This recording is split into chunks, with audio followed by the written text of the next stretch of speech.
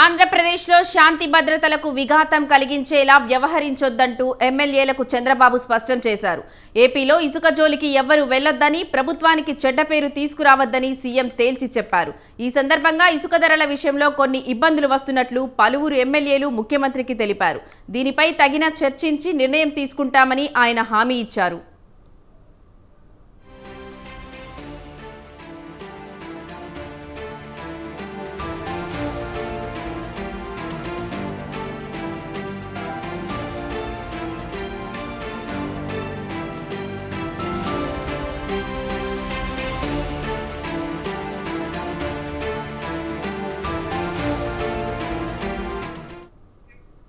అసెంబ్లీలో జగన్ ఆందోళన సైతం ప్రస్తావనకు వచ్చింది. సభలో జగన్ వైసీపీ తీరుడు ఎన్డీఏ శాసనసభ పక్షం తప్పుపట్టింది. కూటమిలోని 3 పార్టీల మధ్య కోఆర్డినేషన్ అంశాన్ని పౌర సరఫరా మంత్రి నాదెండ్ల మనోహర్ ప్రస్తావనకు తెచ్చారు. చంద్రబాబు తీసుకున్న ప్రతి నిర్ణయాన్ని తాను జనసేన పార్టీ ఎమ్మెల్యేలు సపోర్ట్ చేస్తామని ఈ సందర్భంగా డిప్యూటీ సీఎం పవన్ కళ్యాణ్ చెప్పారు.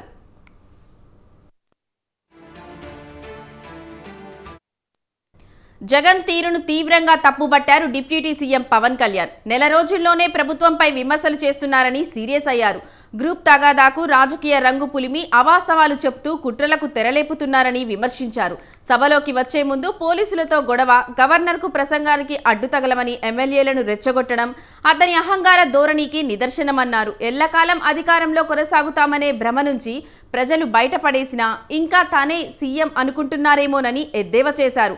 రాష్ట్ర అభివృద్ధి కోసం సీఎం చంద్రబాబు ఎలాంటి నిర్ణయం తీసుకున్నా తాను జనసేన పార్టీ 100% సహకరిస్తుందని స్పష్టం చేశారు.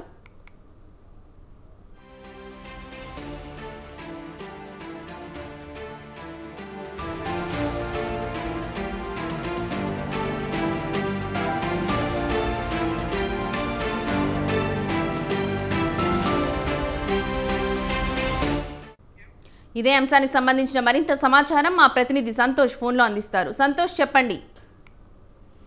లక్ష్మి, ఏపీలో అసెంబ్లీ సమావేశాలు మొదటి రోజు అయితే కనుక ముగియడం జరిగింది. ఏదైతే అసెంబ్లీ సమావేశంలో ఇటు గవర్నర్ ప్రసంగం ముగించిన అనంతరం కూడా ఇటు సీఎం చంద్రబాబు నాయుడు కూటమి నాయకులతో అయితే కనుక ఇటు సమావేశం నిర్వహించడం కూడా జరిగింది. ఈ యొక్క సమావేశంలో కీలకమైనటువంటి అంశాలన్నింటినీ కూడా ఇటు చంద్రబాబు నాయుడు ఇటు ఏదైతే ప్రజాప్రతినిధులకి దిశానిర్దేశం చేయడం జరిగింది. ప్రధానంగా చూసుకున్నట్లయితే కనుక ఏదైతే ఈ రేపటి నుంచి జరగబోయేటువంటి 4 రోజుల సమావేశాల్లో ఎటువంటి అంశాలు ప్రస్తావించాలి, ప్రతి నాయకుడు కూడా ప్రజలకు ఏ విధంగా ఉపయోగపడాలి, వీటి శ్వేతపత్రాలపై అయితే కనుక ఏ విధంగా చర్చించాలి అన్న దానిపై అయితే కనుక కూలంకషంగా వివరించడం జరిగింది. ఈ యొక్క కీలకమైనటువంటి సమావేశంలో డిప్యూటీ సీఎం పవన్ కళ్యాణ్ సైతం కూడా పాల్గొనడం జరిగింది. అయితే పవన్ కళ్యాణ్ సైతం కూడా ఇటు తీసుకునేటువంటి మంచి నిర్ణయాలకి సైతం కూడా జనసేన ఎప్పుడు కూడా 100% తోడుంటుందంటూ కూడా తెలియజేయడం జరిగింది. ఏ ఒక్కరూ కూడా చెడ్డ పేరు తెచ్చేలాగా కూడా పనిచేయకూడదు అంటూ కూడా ఇటు చంద్రబాబు నాయుడు దిశానిర్దేశం చేయడం జరిగింది. అంతేకాకుండా ప్రతి జనసేన నుంచి కూడా ఇటు పవన్ కళ్యాణ్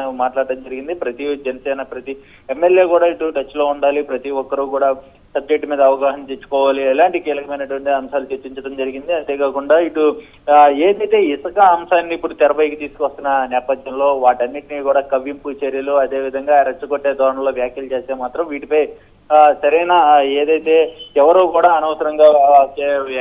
అనవసరంగా మాట్లాడద్దు అంటూ కూడా ఇటు చంద్రబాబు నాయుడు దిశానిర్దేశం చేయడం జరిగింది. దీనికి సంబంధించి ఒక కమిటీ అనేది కూడా నిర్ణయించిన ప్రకారమే కూడా ఇటు ఒక చర్చించిన అనంతరం కూడా కొన్ని నిర్ణయాలు ఉంటాయంటూ కూడా ఇటు చంద్రబాబు నాయుడు తెలియజేస్తా ఉన్నారు. ఇక ప్రధానంగా శ్వేతపత్రాలతో పాటు ఇటు జగన్ చేస్తున్నటువంటి ఏదైతే ఢిల్లీలో జగన్ నిరసనలు కావచ్చు, అదేవిధంగా ఇక్కడ చేస్తున్నటువంటి నిరసనలు కావచ్చు, వీటన్నిటిని కూడా తిప్పికొట్టేందుకు కూడా ప్రజాప్రతినిధులందరూ కూడా సిద్ధంగా ఉండేందుకు కూడా ప్రయత్నం ఉండాలి అంటూ కూడా దిశానిర్దేశం చేయడం జరిగింది. ఏదేమైనప్పటికీ ఇటు జనసేన, అదేవిధంగా బీజేపీ, టీడీపీ ప్రజాప్రతినిధులందరూ కూడా కూటమిగా ఏ విధంగా పనిచేయాలి, ఇక రాబోయే రోజుల్లో ప్రజా సంక్షేమ పథకాలు కావచ్చు, అదేవిధంగా వీటన్నిటిపై కూడా చర్చిస్తున్నట్టు కూడా తెలుస్తా ఉంది. ఇప్పటికే 40 రోజులు గడిచిన అనంతరం కూడా ఇటు ప్రజలకు ఏ విధమైనటువంటి సంక్షేమ పథకాలు అందించాము అన్న దానిపై అయితే కనుక ప్రజాప్రతినిధులు వివరించడం జరిగింది. ఏదైతే ప్రతి ఒక్క పార్టీ కూటమిలో ఉన్నటువంటి పార్టీ మేనిఫెస్టోలు ఏవైతే ఉంటాయో వాటన్నింటినీ కూడా అమలు చేసే దిశగా కూడా ఇటు పార్టీ ముందుంటుందని తెలియజేస్తూ ఉన్నారు. అంతేకాకుండా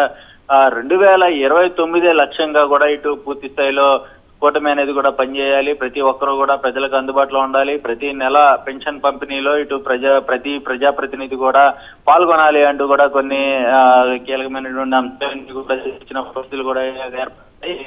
ఈ యొక్క సమావేశంలో చూసుకున్నట్లయితే కనుక ప్రతి ఒక్క ఎమ్మెల్యేలందరూ పాల్గొన్నారు. అయితే ఏదైతే జగన్ ఈ రోజు వ్యవహరించినటువంటి తీరును సైతం కూడా తప్పుపట్టిన పరిస్థితులు ఏర్పడతా ఉన్నాయి. ఏదైతే తాను కక్షపూరితమైనటువంటి వ్యవహారాలన్నింటికి వెళ్ళట్లేదు, అదేవిధంగా ప్రతి ప్రజాప్రతినిధి కూడా అలాగే ఉండాలంటూ కూడా చెప్పడం జరిగింది. ఎందుకంటే తను కక్షపూరితంగా వ్యవహరించాలంటే తనని జైల్లో ఉంచిన అంశాన్ని పరిగణలోకి తీసుకున్నప్పటికీ కూడా తాను అటువంటి ఏవి కూడా పెట్టుకోలేదు, ముందు ప్రజాపాలనే ముఖ్యంగా వెళ్ళాలి అంటూ కూడా ఇటు చంద్రబాబు నాయుడు దిశానిర్దేశం చేయడం జరిగింది. ఏదేమైనా శాంతి భద్రతలను విఘాతం కలిగించకుండా కూడా ఈ యొక్క ఎన్డీఏ కూటమి ప్రభుత్వం పనిచేయాలంటూ కూడా ఇక ప్రజాప్రతినిధులకి అయితే కనుక ఆదేశాలు జారీ చేసినట్టు కూడా తెలుస్తూ ఉంది. లక్ష్మి.